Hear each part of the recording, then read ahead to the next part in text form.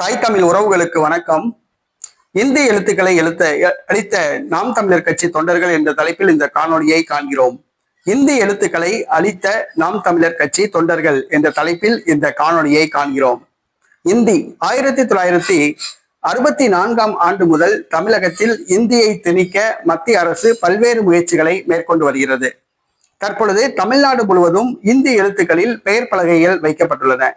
தஞ்சாவூரில் இருந்து கந்தர்வக்கோட்டை செல்லும் சாலையில் 30 இடங்களில் பெயர் பலகைகளில் இந்தி எழுத்துக்களில் ஊர் பெயர்கள் எழுதப்பட்டிருந்தன.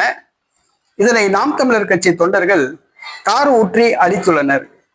இந்தி எழுத்துக்களை அளித்துள்ளனர். இது வரவேற்கத்தக்க ஒரு முயற்சியாகும்.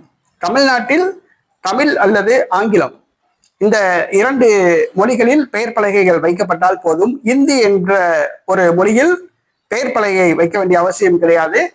பெயர் பலகைகளில் இந்தி எழுத்துக்கள் இடம்பெற வேண்டிய அவசியம் கிடையாது. தமிழ் நம்முடைய தாய்மொழி. வெளியூரிலிருந்து வருபவர்களுக்கு இணை மொழியாக ஆங்கிலம் உள்ளது. 3வது மொழியாக இந்தி என்பது தேவையில்லை. தற்பொழுது இந்தி எழுத்துக்கள் இடம்பெற்ற பெயர் பலகைகளில் தார் ஊற்றி நாம் தமிழர் கட்சி தொண்டர்கள் தஞ்சாவூரில் அளித்துள்ளனர்.